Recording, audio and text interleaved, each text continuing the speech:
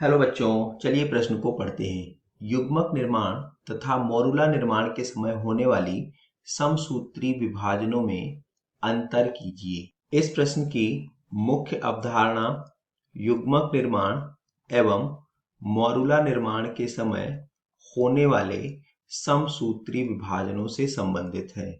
युग्मक एवं मॉरूला। तो युग्मक निर्माण के समय अगर हम सामान्य रूप से देखें तो जो घटना घटित होती है वह मुख्य घटना अर्धसूत्री विभाजन से संबंधित है।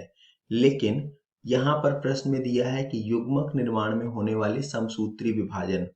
तो युग्मक मात्र कोशिका जब होती है तो मात्र कोशिका के निर्माण में समसूत्री विभाजन देखने को मिलता है। अब मात्र कोशिका में जब समसूत्री विभाजन होता है तो वहां पे क्रम कुछ इस प्रकार से होता है कि एक कोशिका से दो कोशिकाएं, दो कोशिकाओं से चार कोशिकाएं एवं इन सभी कोशिकाओं में गुणसूत्रों की संख्या समान होती है तथा ये सभी कोशिकाएं मात्र कोशिका के पूरी तरीके से समान होती हैं। तो यहाँ पर सारी कोशिकाएं द्विगुणित होती हैं। यहाँ पर हम तीन बातों पे विशेष ध्यान देना चाहेंगे।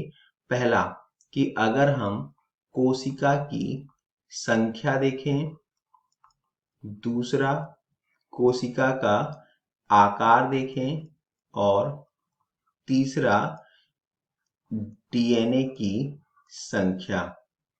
तो कोशिका की संख्या यहाँ युग्मक निर्माण के समय बढ़ती है, कोशिका का आकार यह भी बढ़ता है एवं डीएनए भी बढ़ता है। यह तीनों कोशिका की संख्या, आकार एवं डीएनए की मात्रा, यह तीनों यहाँ पर बढ़ती हैं। लेकिन मॉरूला जो कि भ्रूण से संबंधित अवस्था है, इस मॉरूला अवस्था में कुछ विशेष परिवर्तन देखने को मिलते हैं कि यहाँ पर सामान्य रूप से समसूत्री विभाजन होता है, लेकिन जैसे कि ये एक मॉरूला अवस्था की कोशिका है जिसमें उदाहरण के लिए हमने ले लिया कि यह युग्मनज है और इस युग्मनज में जब पहला समसूत्री विभाजन होगा तो पूरी कोशिका का आकार तो लगभग उतना ही रहेगा, लेकिन जब इससे एक से दो कोशिकाएं बनेंगी तो कोशिका का आकार, स्वतंत्र कोशिका का आकार घट जाएगा। ऐसे ही जब इसमें अगला विभाजन होगा तो चार कोशिकाएं बनेंगी, पूरा आकार उतना ही है लेकिन एक स्वतंत्र कोशिका का आकार यहाँ पर फिर से घट गया।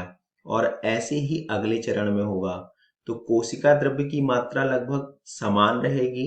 यहाँ पर अगर हम कोशिका द्रव्य को और शामिल कर लें तो कोशिका द्रव्य यहाँ पर बढ़ेगा, जबकि इधर कोशिका द्रव्य यह समान रहेगा, इसमें परिवर्तन देखने को नहीं मिलेगा। दूसरा बिंदु जो डीएनए था, डीएनए भी यहाँ पर बढ़ता हुआ दिखाई देगा। उसके बाद कोशिका का आकार, तो कोशिका का आकार यहाँ पर घटता हुआ दिखाई देगा और कोशिका की संख्या यह तो सामान्य रूप से बढ़ती हुई दिखाई देगी। तो यह जो है यहाँ पर हमने कोशिका की संख्या, आकार एवं डीएनए की मात्रा तथा कोशिका द्रव्य, इन चार बातों के आधार पर युग्मक और मॉरूला के निर्माण के समय होने वाले समसूत्री विभाजनों में अंतर देखा। आशा करते हैं आपको समझ आया होगा। धन्यवाद।